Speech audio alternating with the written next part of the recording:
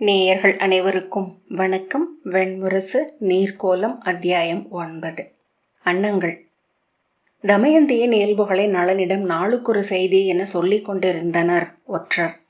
எளிதில் சினப்பவள், சினந்தமையாலேயே கனிபவள், மாற்றுச்சொல் பொறுக்காதவள், நிகர் வைக்க ஒப்பாதவள், மகளிர் மன்றுகளை வெறுப்பவள், தேடியரன்றி பிற பெண்டிர் அவளுடன் சொல்லாடவே இயல்வதில்லை.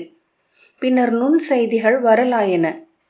தன் உடலில் கால் நகங்களையே அவள் முதன்மையாக நோக்கினாள். ஒவ்வொரு நாளும் அதை சமய பெண்டுகள் நீவியும் சீவியும் வண்ணமிட்டனர். அவை புலியின் விழிகள் போல வெண்ணிற ஒளி மிளிர வேண்டுமென அவள் விழைந்தாள். ஆடைகளில் அவள் தோல் சரியும் பீதர் நாட்டு மென்பட்டாடையை விரும்பினாள். மணிகளில் அனலென எரியும் செவ்வைரத்தை, வண்ணங்களில் குருதி, சுவைகளில் காரம், இசையில் செம்பாலை, மணங்களில் தாழை, விலங்குகளில் வேங்கை, ஊர்திகளில் கரும் புரவி, படைக்கலங்களில் 8 அடி நீளமுள்ள கலிங்கத்து எடைவாள். பெண்கள் விழையும் எவையும் இல்லை இளவரசே என்றான் ஒற்றன். நளன் அவளை தன் அருகே எப்போதும் இருப்பவளாக உணரலானான். பின்னர் அவளை பற்றி புதிய எதையுமே அவனிடம் சொல்லவியலாதென்று அவர்களும் உணர்ந்தனர். காதல் துணைவியுடன் கூடியிருப்பவனின் விழிவிரிவும் மாறா நகையும் அவன் முகத்தில் திகழ்ந்தன. அவன் எண்ணுவதை உணர்ந்த மூத்த அமைச்சர் பூர்ணச்சந்திரர் நிஷாதர்களை பற்றி விதர்ப்பத்தினர் எண்ணுவதென்ன என்று உசாவி வர ஒற்றர்களை அனுப்பினார். அவர்கள் வந்து சொன்ன சொற்கள் நளனை நிலைகுலைய செய்தன. நிஷாதர் வேணனின் குருதியினர், கலியின் குலத்தினர், காகத்தை தெய்வமென கொண்டவர்கள், கரிய நிறத்தினர், எனவே எந்த அவையிலும் இருளெனச் சூழ்பவர்கள் என்று விதர்ப்பத்தின் தொல்கவிஞர் சம்புகர் பாடிய கவிதையை குண்டினபுரியில் அறியாத எவருமில்லை என்றார்கள் ஒற்றர்கள். உயர பறந்தாலும் காகம் கழுகென்று கருதப்படுவதில்லை இளவரசே என்றார் பூர்ணச்சந்திரர். இளவரசி எண்ணுவதென்ன என்று அறிந்து வா என்று 7 பெண் ஒற்றர்களை நளன் அனுப்பினான். அடுமனையாளர்களாகவும் சமய பெண்டிராகவும் தமயந்தியின் அரண்மனைக்குள் புகுந்து 3 மாதம் அவளுடன் உறைந்து சொல்லாடிவிட்டு அவர்கள் செய்தி அனுப்பினர். நிஷாதர் காகத்தை வணங்குவதும் கலியின் குடிகள் என்றிருப்பதுமே இளவரசியிடம் ஒவ்வாமையை உருவாக்குகிறது என்று அவர்கள் சொன்னபோது நளன் முகவாயை வருடியபடி எண்ணத்தில் ஆழ்ந்தான். நாம் கலியை விலக்கியாக வேண்டும் என அவன் பின்னர் சொன்னபோது, என்ன சொல்கிறீர்கள் இளவரசே என பூர்ணச்சந்திரர் திகைத்தார். அரசி இங்கு வரட்டும், அதன் பின் நாம் மீண்டும் கலியை நிறுவுவோம். இது ஒரு சூழ்ச்சி மட்டுமே என்றான் நளன். இளவரசே என அவர் சொல்லத் தொடங்க கையமர்த்தி, வேறு வழியில்லை என்று அவன் அவரை நிறுத்தினான். ஆனால் பேரரசர் வீரசேனர் சினம் கொண்டு கூவியபடி, தன் குலதெய்வத்தை ஒரு பெண்ணின் பொருட்டு விலக்குகிறானா? மூடன்! அடைவது வரைதான் பெண்ணுக்கு மதிப்பு. அவளை 6 மாதங்களில் அவன் கடப்பான். அதன் பின் தான் செய்தவற்றுக்காக எண்ணி எண்ணி நாணுவான் என்றார். நான் ஒப்ப மாட்டேன், ஒருபோதும் இது நிகழாது என்றார். அன்று மாலை அவரை தனியறையில் வந்து சந்தித்த நளன், நான் முடிவு செய்துவிட்டேன் தந்தையே, நம் அடையாளத்தை கலியிடமிருந்து மாற்றவிருக்கிறேன் என்றான். முழுமையாகவா? நீ அரசு சூழ்தல் என்றல்லவா சொன்னதாக அறிந்தேன் என்றார் வீரசேனர். ஆம், ஆனால் பிறகு எண்ணி பார்க்கையில் ஒரு முறை அடையாளத்தை மாற்றிக்கொண்ட பின் அதை மீட்கவியலாது என அறிந்தேன் என்றான். நான் ஏற்க மாட்டேன் என்றார் வீரசேனர். நீங்கள் அப்படி சொன்னதை அறிந்தேன், அதன் பொருட்டே வந்தேன். நான் எண்ணியது நிகழும். இல்லையேல் உடனே இளவரசு பட்டத்தை துறந்து காடேகுகிறேன். இதில் சொல் மாறுபாடே இல்லை என்றான் நளன். நீ சொல்வதென்ன என்று புரிகிறதா? மைந்தா, நான் வாழ்வை அறிந்தவன். கடந்த பின் நோக்கி அறிவதே மெய்யறிவு. நான் இன்று காமத்தை கடந்துள்ளேன். சொல்வதை கேள். கொள்வதற்கு முன் பெண்ணுக்காக நாம் எதையெல்லாம் இழக்க சித்தமாக உள்ளோமோ அதுவே நாம் அவளுக்கு அளிக்கும் விலை. அதை அறிந்த பின்னரே அவள் தன்னை அளிப்பாள். விலை கூடும் தோறும் அளிப்பவனின் விலை குறைகிறது என்பதே அதிலுள்ள ஆடல். அவள் யார் என்று நானும் அறிவேன் என்று வீரசேனர் சொன்னார். ஆயினும் நீ மிகை விலை அளிக்கிறாய். ஆண் எந்த பெண்ணுக்காகவும் தன் அடையாளத்தை விலையாக கொடுக்கலாகாது. அதை அளித்த பின் அவள் முன் அவன் வெறும் உடல் என்று நிற்பான். நீ இன்று செய்வதற்காக பின்னர் வருந்துவாய். நளன்: நான் அளிக்கும் விலை அவளுக்காக மட்டும் அல்ல. அவள் என்பது எனக்கு அரசியோ பெண்ணோ அல்ல என்றான். நான் சொல்வதை கேள் என்றார் வீரசேனர் அவன் தோளை நோக்கி கை நீட்டி. அவன் விலகி, உங்கள் முடிவை சொல்லுங்கள். நான் நாளை புலரியில் இங்கிருக்க வேண்டுமா வேண்டாமா என முடிவெடுக்க வேண்டும் என்றான். சீற்றத்துடன், நான் உன்னை இந்நாட்டை ஆளும் பொருட்டே பெற்றேன் என்றார் வீரசேனர். அதனால் என்ன? காளகக்குடியில் பிறந்த உங்கள் பிறமைந்தன் புஷ்கரன் இருக்கிறான். அவனை அரசனாக்குக என்றான் நளன். நீ அறிவாய், உன் புறவைத்திறன் இன்றி இந்நாடு வாழ முடியாது என. நளன்: ஆம், ஆனால் நான் விரும்புவது போல இந்நாடு அமையாதென்றால் இக்கணமே இதை துறந்து செல்வேன் என்றான். அவர் சோர்வுடன், நீ துறக்க வேண்டியதில்லை, நான் துறக்கிறேன். நான் அரசு நீத்து காணேகுகிறேன். உன் விருப்பப்படி நீயே இதை ஆள்க என்றார். அம்முடிவை நாளை அறிவியுங்கள் என்றான் நளன். ஆம், எனக்கு வேறு வழி இல்லை. என் கண்முன் குலதெய்வத்தை நீ துறப்பதை நான் ஏற்க முடியாது. காணேகிய பின் நீ செய்யும் செயல்கள் எவற்றுக்கும் நான் பொறுப்பாக மாட்டேன் என்றார் வீரசேனர். ஆனால் ஒன்று மட்டும் சொல்ல விழைகிறேன். நீ நாகமணியுடன் நாகத்தை வாங்கியிருக்கிறாய் என்ற வீரசேனர் அவன் செல்லலாம் என கையசைத்தார். நளன் தலை வணங்கி வெளியே நடந்தான். மறுநாளே நளனுக்கு முடிசூட்டிவிட்டு வீரசேனர் காட்டுக்கு சென்றார். முடிசூடி அமர்ந்த பின் முதல் ஆணையிலேயே கிரிபிரஸ்தத்தின் உச்சியில் இருந்த நிஷாதர்களின் குடி தெய்வங்களின் ஆலயத்திலிருந்து கலியின் சிலையை எடுத்து சென்று மலைச்சரிவின் தெற்கு மூலையில் இருந்த இருண்ட சோலைக்குள் நிறுவும்படி நளன் வகுத்தான். ஆலயத்தில் இருந்த காகச் சிலைகள் அனைத்தையும் அங்கே கொண்டு சென்று வைத்தான். கலியின் சிலையை அகற்றுவதை குடிகள் உணராதிருக்கும் பொருட்டு ஆலயத்தை முழுமையாக சீர்திருத்தி அமைத்தான். அந்தணரை அமர்த்தி வேள்விகளை நிகழ்த்தி பூசனை முறையையும் மாற்றி அமைத்தான். ஆனால் அது போதாதென்று அச்செயல் முடிந்ததுமே அவன் உணர்ந்தான். மக்கள் கலியை வழிபட காட்டுக்கு செல்ல தொடங்கினர். கலியையும் காகத்தையும் வழிபடுபவர்கள் என்னும் முகத்தை மாற்ற என்ன செய்யலாம் என்று அமைச்சர் பூர்ணச்சந்திரரிடம் கேட்டான். முன்னரே நமக்கு பரசுராமர் இந்திரனை அருளியிருக்கிறார். இங்கு நிகழும் வேள்விகள் அனைத்திலும் அனல் குலத்து வேதியர் இந்திரனுக்கு அவையளித்து வழிபடுகின்றனர். மாகேந்திரம் என்னும் வேள்வி ஒன்றுள்ளது. இந்திரனை முதன்மையாக நிறுத்தும் அதை இங்கே ஏற்றுவோம். பாரத வருஷத்தின் அந்தனர் குலம் அனைத்தையும் இங்கு வரச் செய்வோம் என்றார் அமைச்சர். படைத்தலைவன் பத்மன்: ஆம் அரசே, அந்தனர் அதை சொல்லில் நிறுத்தட்டும். இளையோர் அதை விழியால் நோக்க வேண்டும். விருத்திராசுரனை வெல்லும் பொருட்டு தவம் செய்த இந்திரன் கிரிபிரஸ்தத்தின் உச்சியில் வந்து தங்கி தன் படைக்கலன்களை கூர்த்தீட்டி சென்றான் என்பது நம் அவை கவிஞர் குந்தலர் உருவாக்கிய காவியம். கிரிபிரஸ்தத்தில் இந்திரன் வாழ்ந்த நாட்களை பற்றி மேலும் 12 காவியங்கள் இயற்றப்படட்டும். அவற்றை சூதர் தங்கள் சொல்களில் நிறுத்தட்டும். கதைகளைப் போல வல்லமை கொண்டவை பிரிதில்லை என்றான். நளன் அவையின் மூலையில் சித்திர எழினி பற்றி நின்ற முதுசூதன் அங்கதனை அழைத்து, மூத்த சூதரே, சொல்க, தங்கள் எண்ணம் என்ன என்றான். வேள்வியிலும் கதையிலும் நிற்பதற்கு நிகராக விழிகளிலும் நிற்க வேண்டும் அரசே. கிரிபிரஸ்தத்தின் உச்சியில் 100 அடி உயரத்தில் இந்திரனுக்கு ஒரு சிலை அமைப்போம். இந்திரகிரி என்று இந்நகர் அழைக்கப்படட்டும். கோதாவரியின் நீர் விரிவில் செல்லும் அத்தனை படகுகளிலும் இந்திரன் முகம் தெரியட்டும். நாம் இந்திரகுடியினர் என்பது எவரும் சொல்லாமலேயே நிறுவப்பட்டுவிடும் என்றார். ஆம், அதை ஏற்றுவோம் என்றான் நளன். நளனின் ஆணைக்கேற்ப அமைச்சர்களை நேரில் சென்று அழைக்க கலிங்க நாட்டிலிருந்து 7 சிற்பியர் குலங்கள் பரிசில்களும் அரச வரிசைகளும் அளிக்கப்பட்டு வந்து சேர்ந்தனர். அவர்கள் தங்குவதற்கென்று கிரிபிரஸ்தத்தின் இடது பக்கத்தில் 108 மாளிகைகள் அடங்கிய சிற்பியர் தெரு ஒன்று அமைக்கப்பட்டது. அவர்களுக்கு பணிவிடை செய்யும் ஏவலரும் குடிகாக்கும் காவலரும் தங்குவதற்கான 550 இல்லங்கள் அத்தெருவை சூழ அமைக்கப்பட்டு அச்சிற்றூருக்கு சிலாபிரஸ்தம் என்று பெயர் சூட்டப்பட்டது. நிமித்திகர் குறித்த நன்னாளில் தலைமைச் சிற்பியான மகாருத்ரன் இந்திரனின் சிலை அமைப்பதற்கான இடத்தை தெரிவு செய்தான்.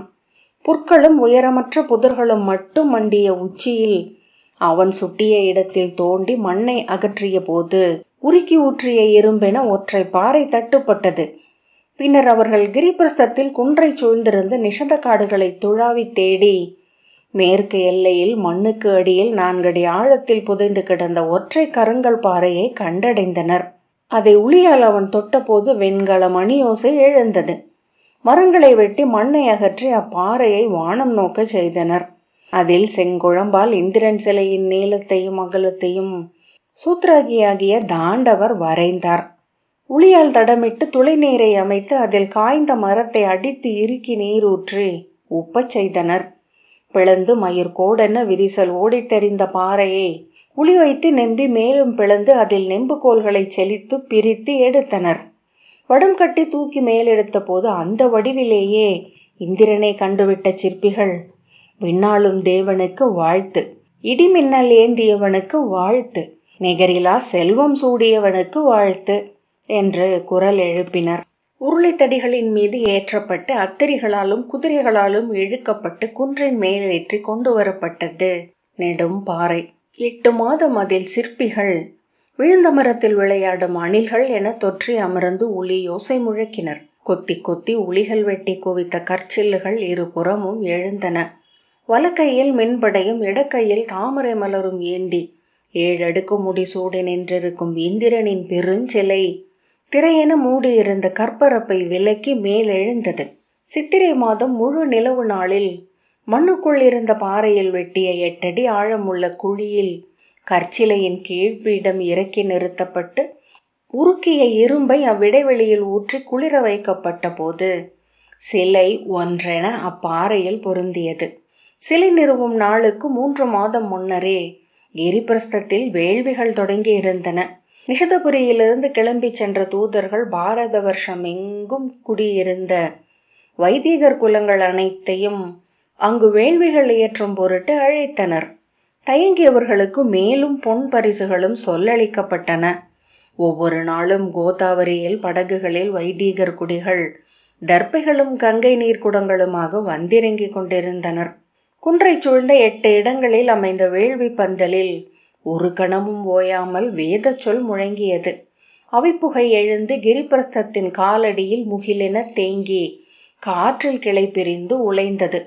வைதிகர் குலங்கள் 11 வேதம் போதி கங்கையின் நீர் கொண்டு முழுக்காட்டி இந்திரனை அச்சிலையில் நிறுவினர். அருமணிகளும் பொன்னாணயங்களும் பட்டும் மலரும் குங்குமமும் களபமும் மஞ்சளும் முழுக்காட்டி இந்திரனை மகிழ்வித்தனர். 7 நாட்கள் நகரம் விழவு கோலம் கொண்டது. கலையாடலும் காமக்கலையாடலும் ஒழிவின்றி நிகழ்ந்தன. கிழக்கே விழி நோக்கி கோதையின் பெருக்கில் அலையொளி முகத்தில் நிலைய நின்றிருந்த பெருஞ்சிலை நகர் மக்களின் உள்ளங்களை விரைவிலேயே மாற்றி அமைத்தது. தாங்கள் இந்திரனை வழிபடும் தொல்குடிகளில் ஒருவர் என்று ஓரிரு மாதங்களிலேயே அவர்கள் நம்ப தலைப்பட்டனர். சூதர் கதைகள் சொல்லி சொல்லி சொல்பவராலும் கேட்பவராலும் ஏற்கப்பட்டன. அவர்கள் கலியை முழுமையாகவே மறந்தனர்.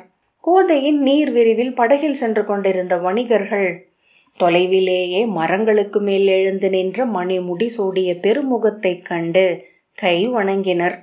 கிரிபிரஸ்தம் இந்திரகிரி என்று விரைவிலேயே பெயர் மாற்றம் பெற்றது. அம்மக்கள் இந்திரனை வணங்குபவர்கள் என்றும் அறியப்படலாயினர்.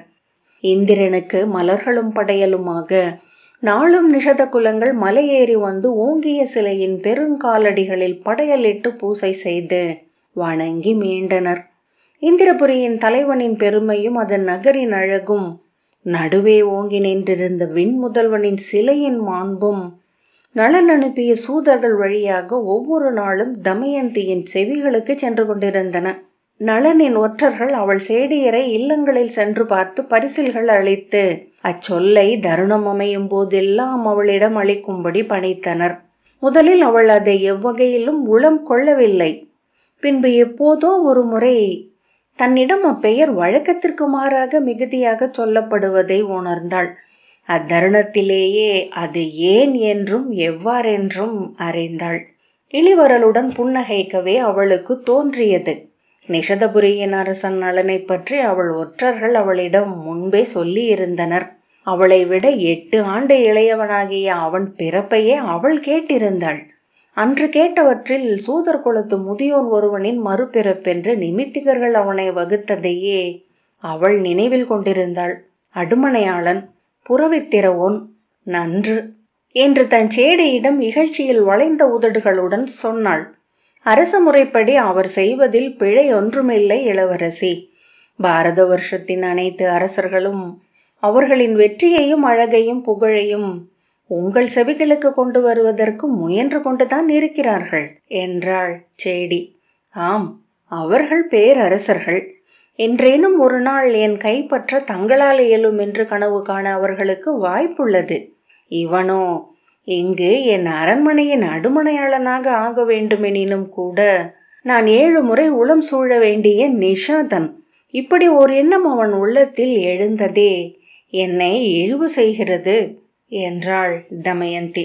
நிலவு மண்ணில் விழியுள்ள அனைவருக்காகவும் தான் என்று சொல்லி சேடி நிறுத்தி கொண்டாள். இளவரசி, அவர் தன் தந்தையை மறுத்து காணேகச் செய்தார். பாரத வருஷத்தின் பெருவேள்விகளை செய்து நகர் நடுவே மாபெரும் இந்திரன் சிலை ஒன்றை நிறுவியிருக்கிறார் என்றாள் சேடி. அவள் விழி காட்ட இன்னொருத்தி இந்திரன் சிலையின் ஓவியச் சுருளை அவளிடம் காட்டினாள். மாபெரும் சிலை என்றாள் தமயந்தி. சேடி, 100 அடி உயரம் என்கிறார்கள்.